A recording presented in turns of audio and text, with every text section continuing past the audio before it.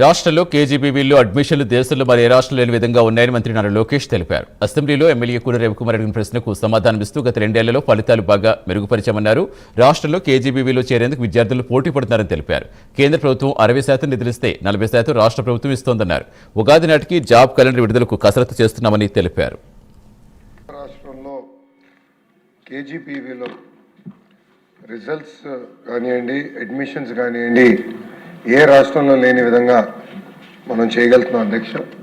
Results కూడా చూస్తే గడిచిన 2-3 సంవత్సరాల్లో రిజల్ట్స్ మనం ఇంప్రూవ్ చేసుకున్నాం. ఇతర రాష్ట్రాల్లో కేజీబీవీలో అడ్మిషన్స్ జరగట్లేదు అధ్యక్ష, కానీ ఆంధ్ర రాష్ట్రంలో పోటీతో ఈరోజు అక్కడ అడ్మిషన్స్ జరుగుతున్న విషయం మనందరం చూస్తాం జరుగుతుంది అధ్యక్ష. ఇప్పుడు కేజీబీవీ కార్యక్రమం అనేది, ఈ ప్రోగ్రామ్ అనేది సెంట్రలీ స్పాన్సర్డ్ స్కీమ్. అంటే 60% కేంద్ర ప్రభుత్వం నిధులిస్తే 40% ఆంధ్ర రాష్ట్ర ప్రభుత్వం నిధులిస్తుంది అధ్యక్ష. సో మనం ఒక నిర్ణయం తీసుకోవాలన్నా, జీతాలు పెంచాలన్నా కేంద్ర ప్రభుత్వం ఇచ్చే బడ్జెట్ కూడా పెంచాల్సిన అవసరం ఉంది. ఇంత ముందలే అంటే 3 రోజుల క్రితమే ఇలాంటి ప్రశ్న వచ్చినప్పుడు నేను చాలా స్పష్టంగా చెప్పాను. కేంద్ర ప్రభుత్వంతో మేము సంప్రదింపులు చేస్తున్నాం.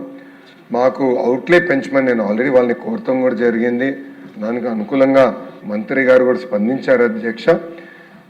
గతంలో అన్నట్టు ఇప్పుడు ఎంటీఎస్ అనేది పెద్దలందరూ కోరారు. దానికి కేంద్ర ప్రభుత్వం కూడా ఒప్పుకోవాల్సిన అవసరం ఉంది.